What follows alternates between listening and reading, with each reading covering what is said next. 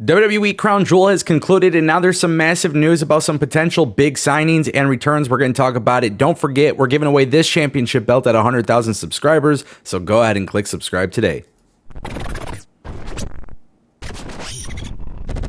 Welcome back to the Ango Show. I want to get through some stuff really quick. Gunther, obviously not on Crown Jewel, and it looks like he won't be part of Elimination Chamber. Guys, we're going to talk about this right here, right now. While speaking with Crone, Gunther revealed that for the next 6 months, he is not allowed to leave the United States due to strict residence regulations and can only wrestle in the United States. As of now, he currently lives in Orlando, Florida. This means that he will not be competing at WWE's Elimination Chamber event in Australia next year in February. And he is not at Crown Jewel. He was not at Crown Jewel. He was not defending the Intercontinental Championship at Crown Jewel. And to be honest with you guys, I have no problem with this. WWE has kind of been doing this thing anyways with pay-per-views. If certain big-time matches aren't on a card, they typically main event Raw or SmackDown. I personally think it makes television a little bit more must-see. Whatever the case is with Gunther's residence, challenges, for traveling, it is what it is. You can't really do much about it, but I don't think it's going to impact the product whatsoever. If anything, it just makes Raw a little bit more desirable, especially because right now they're cooking up a lot with the Intercontinental Championship picture anyways. They announced that for Raw, there's going to be a fatal 4-way number 1 contender match, which I believe it is Ricochet, Shinsuke, Ivar, and The Miz. We already know that Eric from the Viking Raiders had like a neck fusion surgery.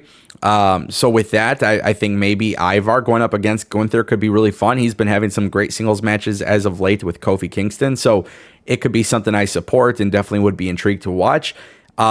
With that being said, obviously WWE, most of their pay-per-views and stuff have been in the United States. As long as this is for the next 6 months, the only show that we know that's out of the country is the Australia show. So Elimination Chamber, Gunther can miss it. The following Raw, he can main event and put his championship on the line. I don't think it matters. I think Gunther is probably going to go into WrestleMania 40 as Intercontinental Champion anyways. So if that's the case, I don't really see an issue with it. I love Gunther. I think he's one of the best in WWE. I think he's one of the best in professional wrestling. Absolutely love what they've done with him and Imperium. A lot of great stuff coming from it. Obviously, I would love to see him more on pay-per-views, but again, it keeps TV a little bit more desirable, and I think Gunther is going to have a massive big-time match anyways at WrestleMania, which is something I fully support and something I would like to see in general. That's going to bring us to our next topic. John Cena got demolished by Solo Sikoa. Yeah, it happened at Crown Jewel. I know some people are a little bit 50-50 on this match. I think Crown Jewel was a good pay-per-view. Matches could have been a little bit better, but overall booking decisions and stuff like that were great.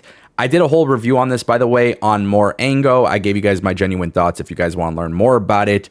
But one thing that caught me by a little bit of surprise was John Cena's post-match after Solo Sikoa. Like, he literally got like smoked with the Samoan spike. I mean, he really got beat up. And when he lost the match and he's sitting there and getting the standing ovation and he's really embracing it, it kind of seemed like he's done. And then on top of that, what he ends up doing is literally posting a photo on Instagram after his match, which is a photo of David Beckham. And David Beckham, this was a picture of David Beckham, a famous footballer. In America, we say soccer. But David Beckham, if you don't know who he is, famous footballer. And he played for PSG, and it was essentially the end of his career. Like, that was it. So he posted this picture of David Beckham. John Cena is always doing these subliminal messages on Instagram.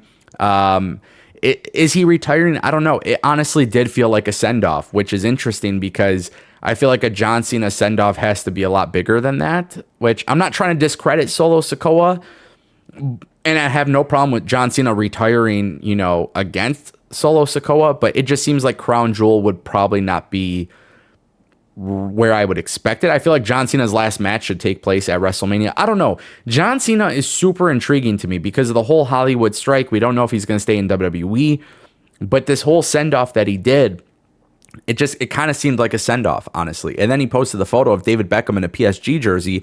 Anybody who watches professional football, soccer, they know that that was the end of Beckham's career. So it kind of seemed like it was him saying goodbye. I don't know if he's actually retiring or not. But I do want to give John Cena his props. I don't think he's won in 4 or 5 years, and he's putting over the young talent, man. He really is. And same thing with Rey Mysterio. Rey Mysterio put over Logan Paul. John Cena put over Solo Sikoa. It's almost like an end of an era type of thing. We know these guys' careers aren't going to last forever. So it's unfortunate. But if that is John Cena's last match, obviously, shout out to him for putting over Sikoa. And if he comes back, we'll see what happens. I'm intrigued for sure. Also, I don't know if they'll ever give him the 17th World Championship, but I kind of wish they do. And then I would just have him retire literally after winning it. That's what I would do. I would never be opposed to that. Let me know what you guys think. And that brings us to our final topic. Immediately after Crown Jewel, Boozer Wrestling. Guys, this is crazy. So Boozer Wrestling is adding to the mix. First, Kermit from Reddit. You guys might remember Kermit. Kermit125 dropped a post on Reddit. Another friend will join Sane and Sky, plus another that no one will see coming, not even their closest ally. Very interesting post. It appears that Fightful Select has also heard the same thing. Boozer Wrestling comes out and puts out a tweet of a lotus flower. And for those who don't know, maybe you don't watch Lucha Underground, or maybe you never did. Obviously, Lucha Underground, it's been some time since it's ever been relevant. I want to say 2016, 2017. But there was a faction. It was the Black Lotus faction. And it was Io Sky.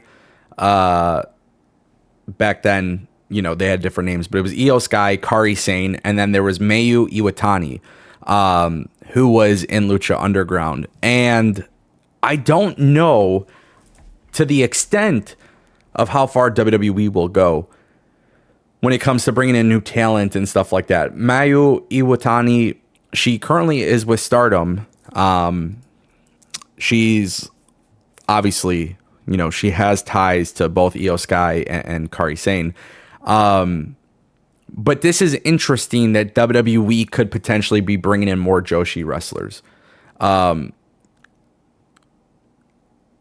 think when I look at when I look at Joshi wrestlers and I see the expansion possibilities in America, I think there's a lot of potential for WWE in that market. WWE's women's division is not perfect, right? It's not. We know this. But in the last few weeks, we've seen improvement. We know that Randy Orton's supposed to be returning. Boozer Wrestling is also teasing CM Punk. But there's a lot of talk about WWE bringing more people. I know that I have heard another promotion in America was trying to bring in some talent from Japan, and it's not going through. Is this Triple H bringing in more people? I don't know, but clearly WWE has something here. They have something in the works for the audience in America who doesn't maybe watch Stardom or TJPW or any of these other companies that exist outside of America.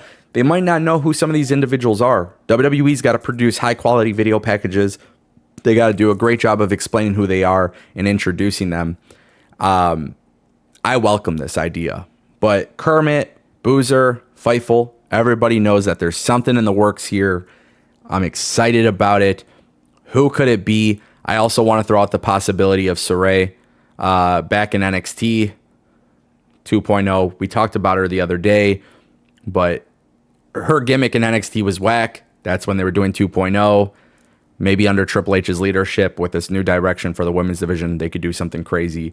Plus, you got Bayley and Asuka, where people are throwing question marks now. Where do they stand with Kairi Sane being back? I don't know. Crazy stuff happening, guys. I'll keep you in the loop. Don't forget, 100K subscribers. I'm giving away this belt. Let me know what you think down below.